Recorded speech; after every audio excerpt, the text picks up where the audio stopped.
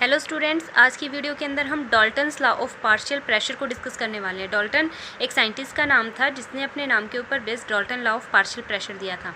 क्योंकि हम यहाँ पर गैसेस के बारे में पढ़ रहे हैं तो वहाँ पर किसकी बात करेंगे, हम प्रेशर के बारे में बात करेंगे, क्योंकि जो प्रेशर एक्सर्ट करती हैं वो गैसेस के प्रॉपर्टी होती है।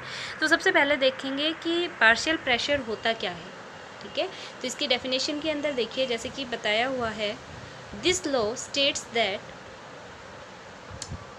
if two or more gases which do not react chemically with each other are enclosed in a vessel, then total pressure exerted by the gaseous mixture is the sum of their partial pressure। ये कह रहा है अगर दो या दो से ज़्यादा गैसेस जो केमिकली नॉन रिएक्टिव है, अगर वो एक साथ भी प्रेजेंट है तो एक दूसरे के साथ अगर रिएक्ट नहीं कर रही हैं उस टाइम के ऊपर, अगर उन्हें इनक्लोज कर देते हैं हम एक वेसल के अंदर, ठीक है, कंटेनर के अंदर हमने उन्हें डाला हुआ है, तो जो टोटल प्रेशर एक्सर्ट करेंगी सारी गैसेस जितने भी मिक्सचर हैं उन सब का जो प्रेशर होगा उसे हम सम अप कर लेंगे उनके पार्शियल प्रेशर को, तो वो किसके इक्वल आ जाएगा, टोटल प्रेशर के इक्वल। जैसे कि यहाँ पे दिखा रखा है टोटल प्रेशर क्या है, यहाँ पर P है and it is equal to P1 plus P2 plus P3 plus and so on up to Pn। जितनी भी नंबर ऑफ़ गैसेज हम यहाँ पे चाहें उतनी ले सकते हैं। तो ये डिफरेंट गैसेज जो ली हैं उनका पार्शियल प्रेशर है, गैस नंबर 1 का है, ये 2 का है, ये 3 का है और ये n तक जितनी भी हैं, और ये इन जब सबको टोटल करेंगे तो वो किसके इक्वल आ जाएगा, टोटल प्रेशर के इक्वल। तो ये सबसे पहले किसने बताया था, डाल्टन लॉ ने बताया था, Dalton law of partial pressure.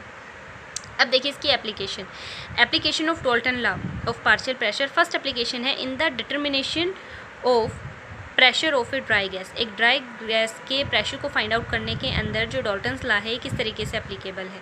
तो इसमें देखिए, whenever A gas is collected over water it is moist. जब भी हम किसी वाटर के ऊपर गैस को कलेक्ट करते हैं किसी क्लोज कंटेनर के अंदर, तो वो मॉइस्ट कंडीशन के अंदर रहती है। इट मीन्स कि वो सैचुरेटेड होती है, वाटर वेपर उसके अंदर बहुत ज़्यादा अमाउंट में प्रेजेंट रहते हैं, जिस वजह से उनके अंदर एक सैचुरेशन लेवल प्रेजेंट होता है, विच एक्सर्ट देयर आउन प्रेशर। और इस वजह से उनका खुद का भी कुछ ना कुछ प्रेशर होता होगा। अगर यहाँ पर मान लो गैसेस वगैरह प्रेजेंट है, ये पूरा वाटर फिल किया हुआ है, तो ये कुछ ना कुछ प्रेशर तो इस लिक्विड के ऊपर एक्सर्ट कर रही होंगी, है ना, क्योंकि गैसेस का अपना खुद का प्रेशर होता है और वो एक्सर्ट करेंगी सरफेस के ऊपर, और इस जो भी सिलेंडर होता है उसकी वॉल्स के ऊपर भी प्रेशर को एक्सर्ट करना शुरू कर देंगी।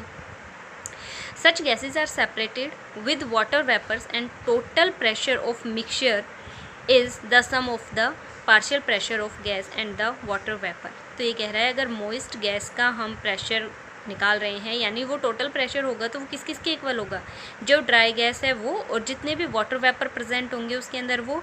तो ये कह रहा है कि pressure of the water vapours plus pressure of the dry gas. भाई दो चीज़ें प्रेजेंट होंगी, एक तो हमारी ड्राई गैस थी, लेकिन जब वो वाटर सरफेस के ऊपर प्रेजेंट होगी तो वाटर वेपर भी उसके अंदर मिक्स हो जाएंगे, तो सैचुरेशन लेवल आ जाएगा, जिस वजह से प्रेशर के अंदर जब हम टोटल प्रेशर काउंट करेंगे तो वाटर वेपर का भी प्रेशर आएगा, है ना। तो वो किसके इक्वल होगा, P टोटल यानी टोटल प्रेशर के इक्वल, या फिर moist pressure of the moist gas के इक्वल होगा। तो ये कह रहा है जो पार्शियल प्रेशर होता है वाटर वेपर का उसे हम क्या कहते हैं, एक्वस टेंशन के नाम से जानते हैं। तो एक्वस टेंशन लिख सकते हैं वाटर वेपर की जगह पे यहाँ, तो P moist gas is equal to aqueous tension plus P dry gas, यानी pressure of the dry gas लिया हुआ है। ड्राई गैस का हमें यहाँ पे निकालना है, तो यहाँ पे ड्राई गैस ले लेंगे। क्या करेंगे, अगर इसे हम यहीं रहने दें तो इसे यहाँ लाएंगे तो माइनस में हो जाएगा, तो P moist gas minus aqueous tension. तो इस तरीके से आपने ड्राई गैस का जो है टोटल जो प्रेशर है सिर्फ ड्राई गैस का वो हम यहाँ पे फाइंड आउट कर सकते हैं ईजीली। इसी के साथ साथ जो सेकंड चीज़ है वो देखिए, in the calculation of partial pressure.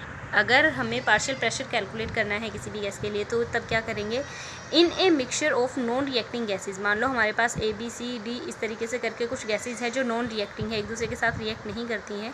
If each gas is considered to be an ideal gas then PV is equal to NRT। अगर वो गैसेज आइडियल गैस हैं, हम ऐसा कंसिडर कर रहे हैं, तो आइडियल गैस इक्वेशन का यूज़ करेंगे। आइडियल गैस इक्वेशन क्या होती है, PV is equal to NRT, और PV is equal to NRT है तो हर एक गैस के लिए हम अलग अलग से प्रेशर फाइंड आउट कर सकते हैं। जैसे PA जो A गैस है उसके लिए प्रेशर क्या होगा, NART अपॉन V, क्योंकि अगर मैं P की फॉर्म में लिखूंगी इसे तो कितने के इक्वल हो जाएगा, NRT अपॉन V नीचे आ जाएगा। अब PA ले रखा है तो NA हो जाएगा, PB ले रखा है तो NB हो जाएगा, और PC ले रखा है तो NC हो जाएगा। ठीक है, आइडियल गैस इक्वेशन के अंदर अलग अलग डिफरेंट गैसेस के लिए हमने यहाँ पर कन्वर्ट कर दिया। अभी कह रहा है जो टोटल प्रेशर है वो क्या रहेगा, P गैसेस कौन सी है हमारे पास, A B और C, तो क्या लिखूंगी मैं, PA plus PB plus PC, तीनों का प्रेशर लेके चलना पड़ेगा। तो अगर तीनों का प्रेशर यहाँ पर हम कंसिडर कर रहे हैं तो ऐसे लिख सकते हैं ना, कि P is equal to R T upon V, R T upon V तो कॉमन आ जाएगा, N A plus N B plus N C अलग हो जाएगा। हम मोल फ्रैक्शन निकालना चाहते हैं यहाँ पर। मैं आपको एक बार लिख के दिखाती हूँ ये चीज़। देखिए आइडियल गैस इक्वेशन होती है P V is equal to N R T. अगर मैं पी की फॉर्म में लिखूँगी तो कैसे लिख सकती हूँ, N R T upon V. इस इक्वेशन को कोई दिक्कत नहीं है। अब हमारे पास गैसेज हैं पी ए, तो पी ए अगर है तो उसके लिए कैसे लिखूँगी, N A R T upon V. अगर पी बी के लिए लिखूँगी तो कैसे लिखूँगी, N B R T upon V. और अगर पी सी के लिए लिखूँगी तो कैसे लिखूँगी, N C R T upon V. इसी तरीके से लिखा जाएगा। ठीक है, जो टोटल प्रेशर होता है पी, वो किस किस के इक्वल है, P A plus P B plus P C. ये डॉल्टन लॉ ने अभी अभी बताया हमें, है ना। तो इन तीनों के इक्वल रहेगा। इन तीनों की वैल्यू यहाँ पे लिखें आप, N A R T upon V plus N B R T upon V plus N C R T upon V. क्या चीज़ कॉमन ले सकते हो इसमें से, आर टी अपॉन वी हर एक के अंदर प्रेजेंट है, तो मैं ऐसे लिख दूँ P is equal to R T upon V into में N A plus N B plus N C. कोई दिक्कत नहीं होगी, क्योंकि हमें यहाँ पर मोल फ्रैक्शन निकालना है। क्या निकालना है, मोल फ्रैक्शन ऑफ ए। ठीक है, ए जो गैस है उसके लिए हमें मोल फ्रैक्शन की वैल्यू यहाँ पे फाइंड आउट करनी है। तो मैं उसे कैसे कर सकती हूँ, यहाँ पर pressure of the gas A upon में टोटल प्रेशर ऐसे निकालूंगी ना, जिसका निकालना है वो ऊपर लिखूंगी और टोटल जो होगा उसे नीचे लिखूंगी। तो ये किसके इक्वल हो जाएगा, नंबर ऑफ मोल्स ए के लिए निकाल रहे हैं तो N A upon total number of moles क्या है, N A plus N B plus N C. ऐसे लिख सकते हैं, कोई दिक्कत नहीं है इससे। तो देखिए ये जो टर्म होती है N A upon N A plus N B plus N C, mole fraction जो है एक टर्म होती है, मोल फ्रैक्शन हम पढ़ भी चुके हैं पीछे। जैसे एक्स ए के लिए निकाल रही हूँ तो यहाँ पे मैं कैसे लिख सकती हूँ, X A is equal to होगा N A upon N A plus N B plus so on, जितने भी हैं। जैसे एन सी है तो एन सी ले लेंगे हम यहाँ पर, और भी होते तो वो भी लिख सकते हैं। तो ये है मोल फ्रैक्शन ऑफ ए को रिप्रेजेंट करेंगे हम एक्स ए से, ये मोल फ्रैक्शन को रिप्रेजेंट करवाएगा। और ये किसके इक्वल होता है, number of moles of particle A या gas A upon number of moles of the total particle present in the gas. तो वो सारे हमने नीचे लिखे हुए हैं। तो इस पूरी टर्म को यानी कि मैं क्या लिख सकती हूँ, एक्स ए लिख सकती हूँ। तो यहाँ पे लिख दें P A upon P is equal to X A, कोई दिक्कत नहीं है। ठीक है, अब क्या होगा, अगर पी ए की फॉर्म में कन्वर्ट करना है तो पी ए कितने के इक्वल आ जाएगा, एक्स ए डॉट पी, ये आ गया हमारा। ठीक है, यही चीज़ हम फाइंड आउट करना चाहते थे। अगर मान लो पी बी के लिए निकाल रही होती तो ये किसके इक्वल आ जाता, P B X B into में पी, है ना। तो अगर सी के लिए निकालते तो क्या होता, P C is equal to X C dot P.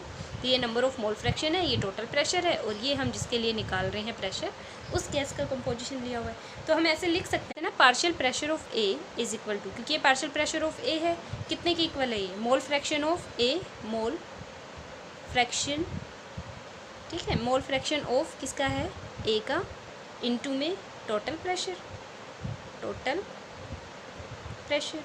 तो वही चीज़ आ गई, यानी जो भी कंपाउंड आप यहाँ पे लेंगे, पार्शियल प्रेशर जिसका भी निकालना है उसी का मोल फ्रैक्शन रहेगा, और इनटू में क्या रहेगा, टोटल प्रेशर। तो ये आपकी दोनों एप्लीकेशंस यहाँ पे कंप्लीट हो गई है। आई होप आपको ये डेरिवेशन समझ में आया होगा। आप इसे सॉल्व करके देखिए, फिर भी कोई दिक्कत है तो आप पूछ सकते हैं।